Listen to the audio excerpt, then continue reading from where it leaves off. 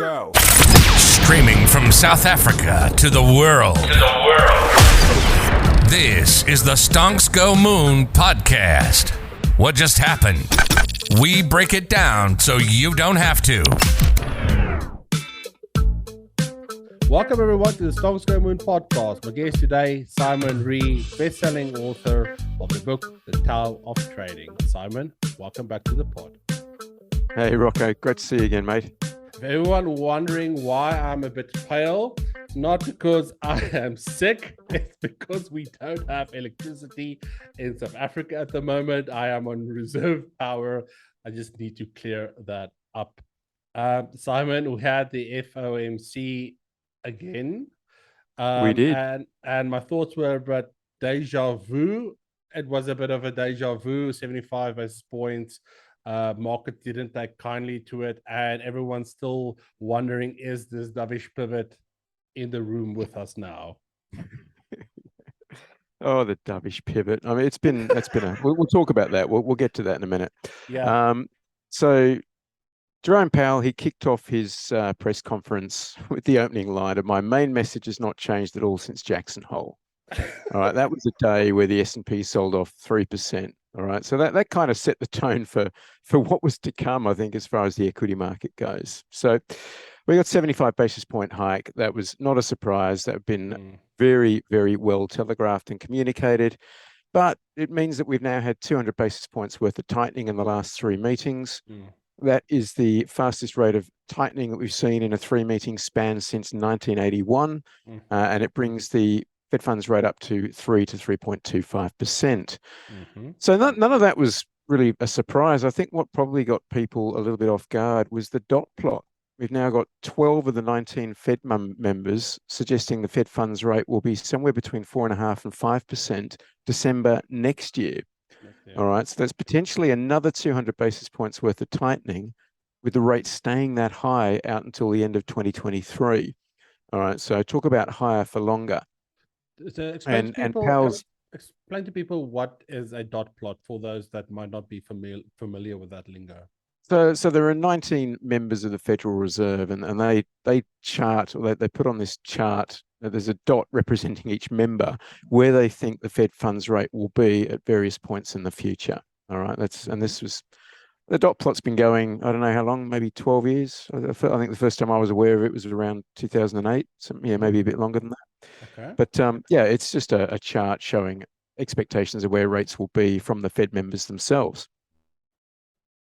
Okay. But one gets the impression the Fed's kind of flying in the dark here, right? That inflation hasn't shown any real signs of moderating, despite, like I said, the most aggressive pace of tightening that we've seen since 1981.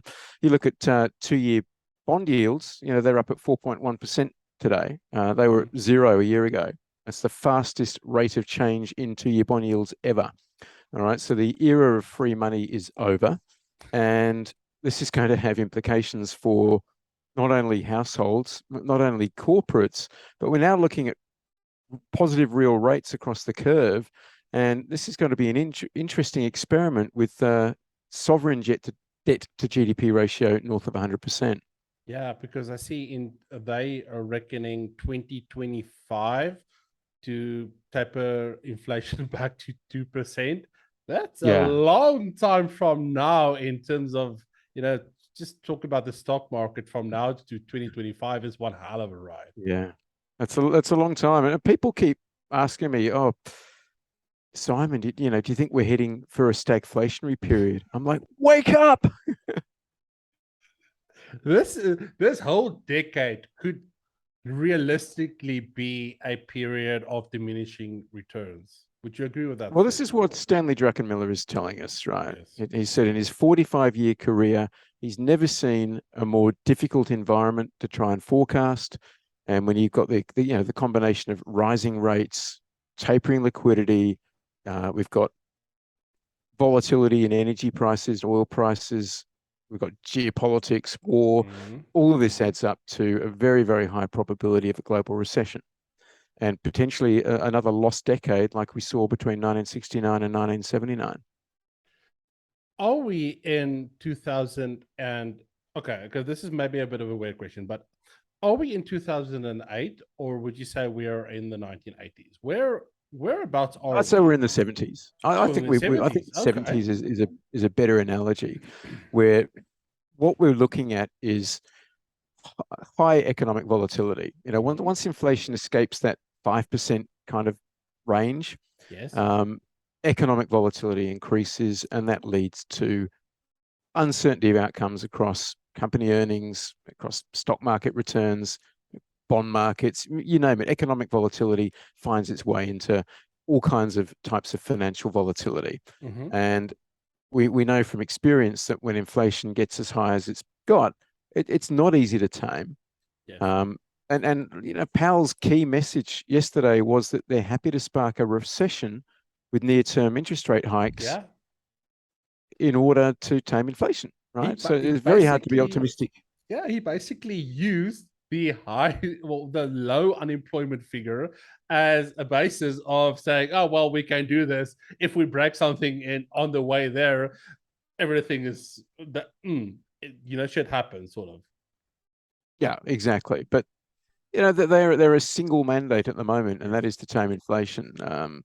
The current unemployment rate is thought to be well below the so-called NAIRU, the non-accelerating inflation rate of unemployment. That probably needs to move from 3.5 to call it 5.5, Mm-hmm. which doesn't sound that dramatic, but it's still millions of people out of work, Yes. which is going to have an impact on consumption and final demand and GDP. Interestingly enough, there was shades of Volcker as well.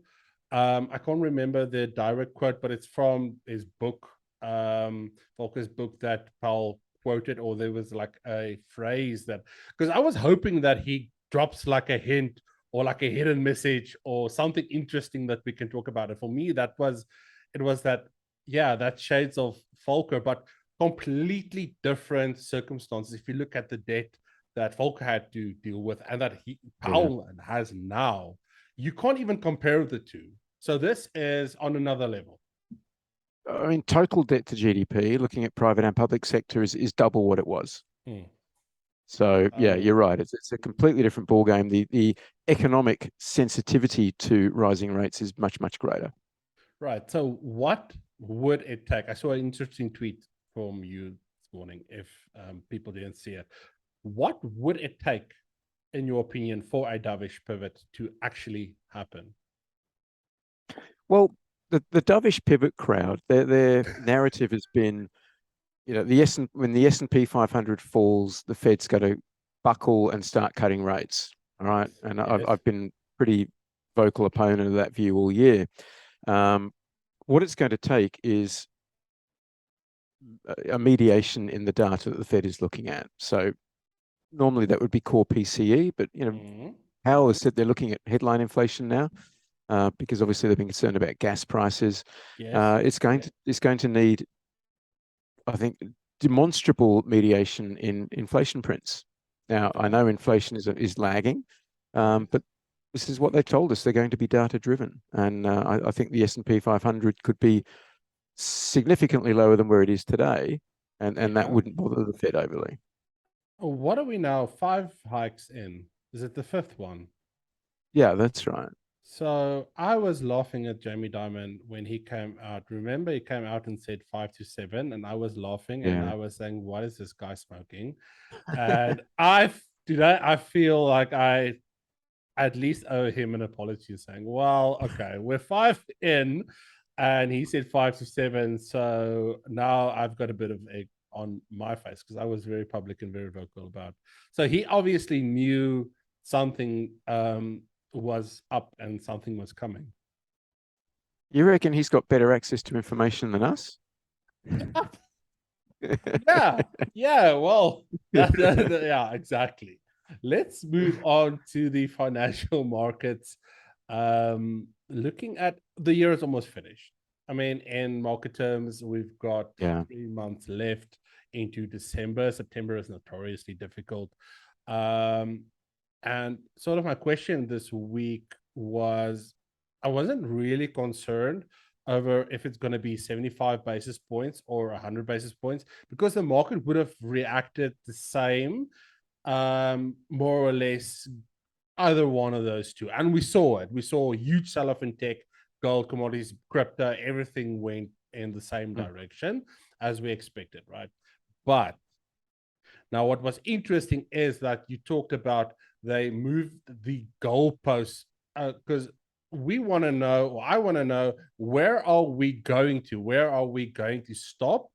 And the red flag for me was, okay, they moved the goalpost further than I thought they were going to stop to curb inflation. So now we've got 3 months left. Are we going to see that Santa rally affect good feelings coming to the market leading up, towards the holiday period? Or are we just going to jawbone this year out and see what next year holds? I think it's unlikely. I mean, we've got a much more hostile Fed than we've had in recent memory. And, a lot of people who talk about, just buy now and buy the dip and stocks only go up. Their investing career goes back to, 2010, 2012, but it's all post QE period. We've moved on. We're in a different paradigm now. Yes. Where we're in a paradigm of hiking rates and quantitative tightening, and the most pernicious inflation we've seen in 4 decades. So I think we're in a sell the rally kind of environment until further notice. I think it's hard to get really constructive on risk assets in the short to medium term here. Yeah, I mean, I'm 100% with you. I've got still 65, I've got like 20 plus years left in the market. But if you're going to discount 10 of them, you absolutely have to control the risk management in your portfolio. And that means riding this short wave, because we are still technically in a bear market, aren't we? Well, I mean, I don't get so excited about official definitions. People say you're only in a bear market if it's a 20% drawdown. And then we had Kramer and Tom Lee and all, that clown show heralding the new bull market a month or 6 weeks ago when, the NASDAQ had rallied 20% off its lows. I mean, it's farcical. He replaced the best contra indicator out there. If you want to look at positions and just do the opposite of whatever he does. Well, he wasn't alone, to be fair. There were plenty of them. No, he wasn't alone. Yeah. Now, I completely understand with the technical definitions, but what I'm saying is that, okay, so to explain to people what you mean by selling the rallies for those that might not. Well, I think the path of least resistance remains lower. Yes. But the market won't move in a straight line, and it won't fall every day. And it will have rallies that will feel amazing. They'll feel wonderful. They'll make you think that, that Simon was an idiot. Where the market's rallying. We're not going down anymore. And then, whoops, a few weeks later. And then you have that 5% day that just puts everything into perspective again. Yeah, exactly. Yeah. So it won't fall in a straight line. And I wouldn't be surprised if the market closes green today. You often find that the market has a big reaction on Fed Day, and that reaction gets unwound the following day. It's the same with CPI prints. It's the same with a jobs number. Often the market's big reaction the day of the release gets undone the following day.